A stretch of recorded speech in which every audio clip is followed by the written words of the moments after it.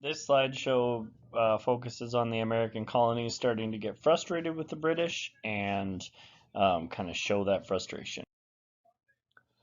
So, France and England since the late 1600s had been fighting with each other to be the dominant country in Europe. They were two of the most powerful countries in the entire world, and they were fighting over in Europe to see who was more powerful and who could take more control.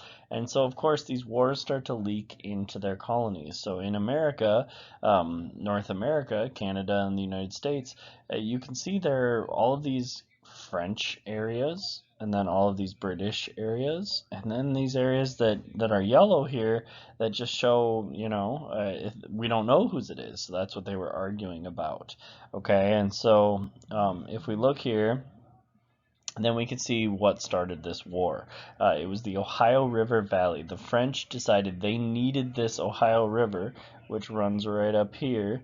Okay, and they needed it so that they could move their goods. They could get from the New France area, get their stuff on a boat, and move it all the way down through Louisiana on the Ohio River and the Mississippi River. And so they needed that, and um, so they were willing to fight for it. And the British also needed it because they had bought a lot of this land that was being disputed, and they were buying it so that they could resell it later on for profit. And so the French started to build forts. Okay, so they built forts here and all the way along here in this area that the British thought was theirs. And so the British sent a young man at this time by the name of George Washington. I'm sure you've heard of him. Okay, and he was sent as a military officer to push them out. He went in and was planning on attacking, but he didn't quite make it there and was ambushed. And when he was ambushed, he met this force and was kind of driven back and had to retreat. When he retreated, he built a fort. It's not really a fort. This is actually a picture of a recreation of it. Really just a stockade where he could defend himself, called Fort Necessity. And a large French force came in and made him surrender. But at this point, the conflict had grown from just a small little conflict in the colonies to an all-out war. So at the start of the French and Indian War, the British pulled together something called the Albany Conference, where they met in Albany, New York, with the Iroquois people.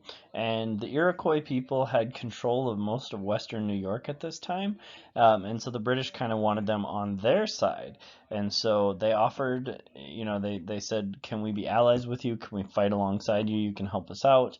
And the Iroquois said, well, we can kind of support you. And it was just kind of half-hearted, but they said, we really don't want an alliance at this time. We don't want to be fighting.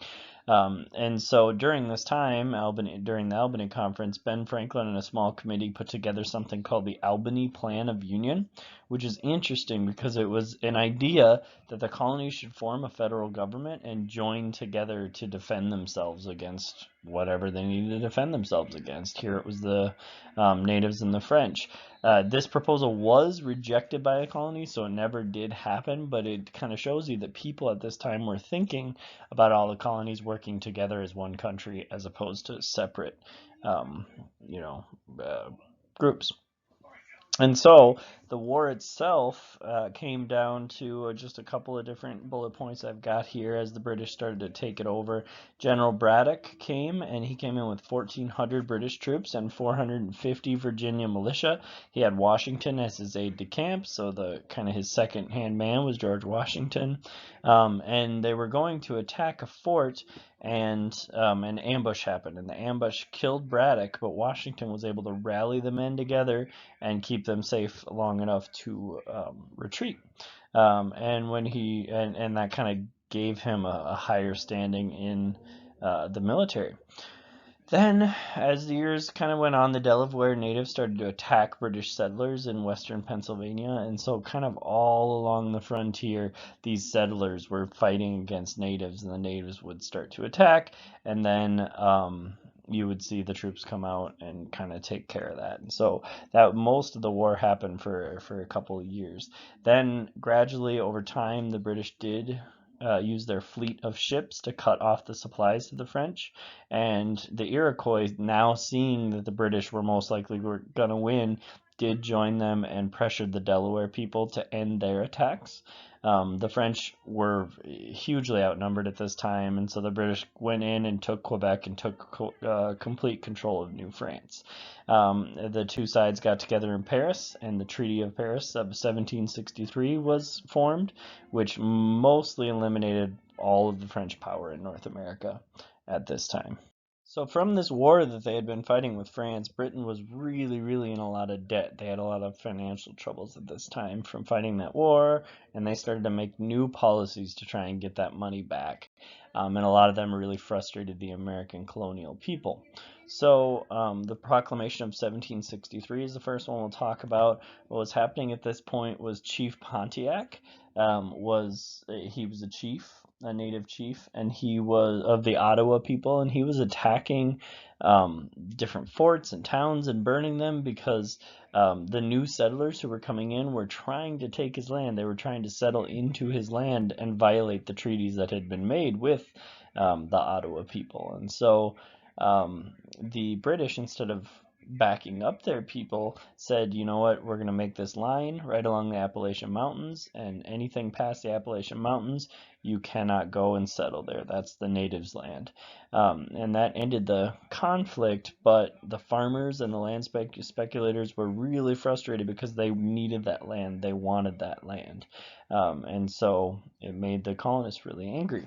Then they did customs reform. The British did customs reform. In 1763, George Grenville became the prime minister, and he kind of took it over, and he realized he needed to make some money, and he knew that the colonial people had been smuggling some goods, and we talked about smuggling before. And so what he did is he set up a brand new court in Nova Scotia called a Vice Admiralty Court. And Nova Scotia is up in Canada, and it was run by the Navy officers. There's no British common law, no juries. They didn't have to use juries because it wasn't about people, it was about property.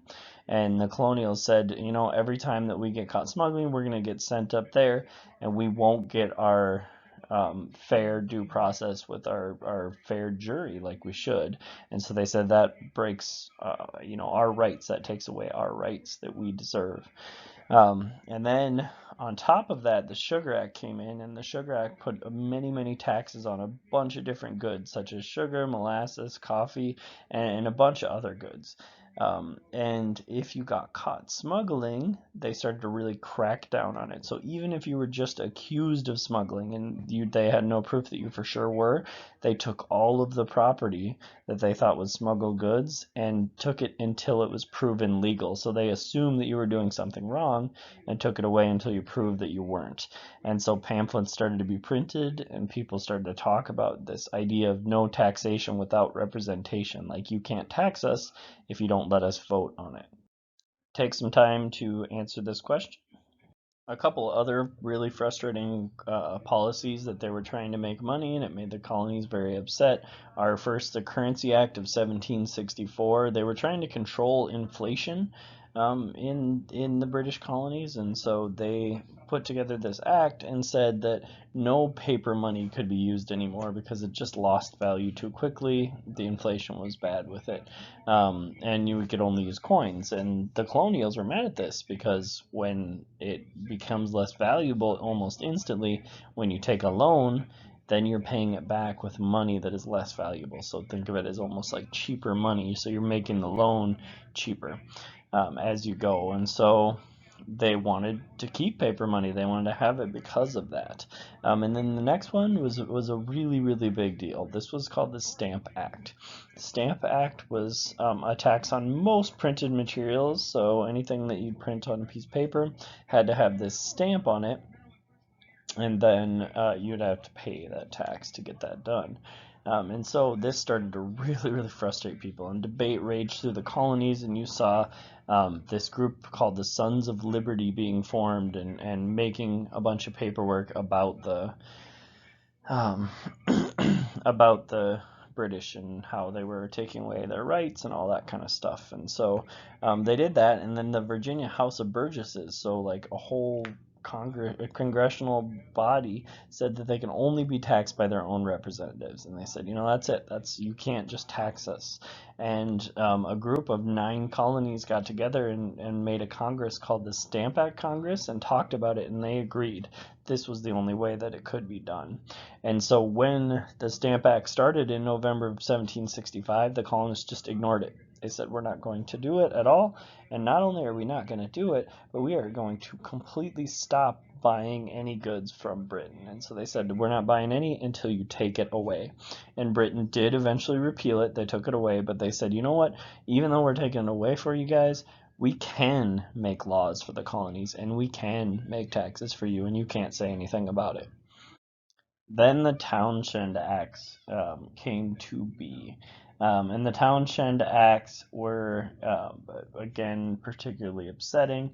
They were put together by Charles Townshend, who was kind of introducing new taxes and regulations at this time.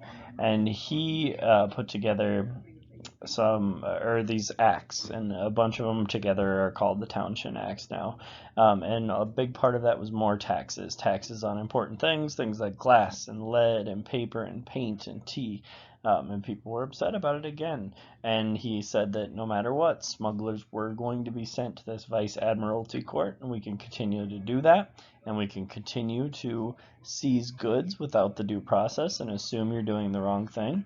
And so those two things that we had talked about before, they said we're going to keep doing that. But then on top of it, it was added something called writs of assistance. And writs of assistance were basically general search warrants that they'd give to customs officers and say you could enter any location you want to look for evidence of smuggling. So essentially gave them a free opportunity to walk into anybody's house or business to try and figure out if they were smuggling.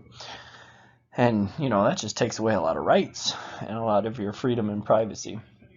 And so the Massachusetts Assembly in 1768 was really upset, and they were led by one of those Sons of Liberty, Sam Adams, who made a letter criticizing them and sent it to a whole bunch of other colonies. Well, Britain saw this, they got very upset, and they dissolved the assembly. They said, fine, Massachusetts, you don't get an assembly anymore. You don't have a lawmaking body. And so merchants, rich people from Boston, New York, Philadelphia, they all vowed not to get any more British goods. They weren't going to import them to sell to people. And so they started to do that. And then they also started to protest. And not only them were protesting, but also you had farmers, poor people, rich people, everybody was in there protesting these British taxes. Then the Virginia House of Burgesses got in the very next year and said, you know what, we said before, you can't tax us. Only we can tax ourselves. And so the British governor of Virginia was ordered to dissolve it. So they got rid of the Virginia House of Burgesses, but a lot of the leaders of the House of Burgesses got together at a convention, people, really big names like George Washington and Patrick Henry and Thomas Jefferson, and they agreed to not import any more British goods to Virginia.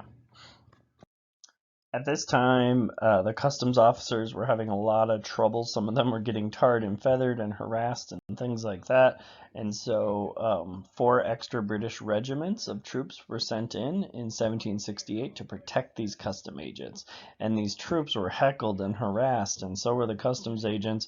They were yelled at, and they called them lobsterbacks because of the red uniforms that they wore, and it was just not a good thing for them. And so on March 5th, 1770, there was a man, a officer, who was standing outside of a house, and he was protecting a customs officer, and a group of colonists came in and started to harass him and call him names, and they started to throw snowballs at the soldier.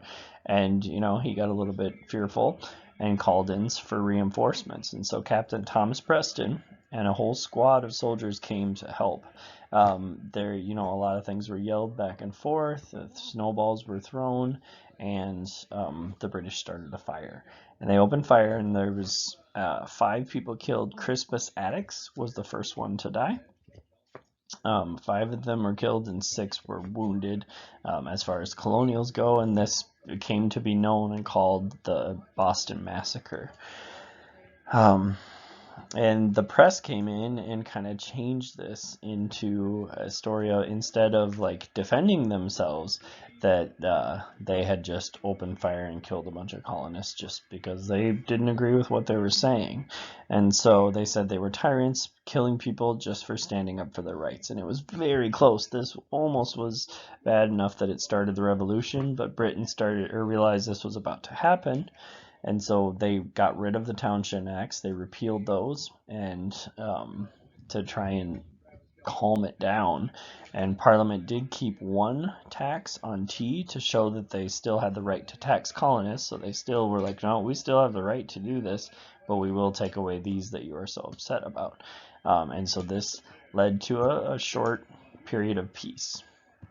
Take some time to write 3 more questions that you have from the notes so far. If you don't have any, please write 3 test questions that you might see on a quiz or a test.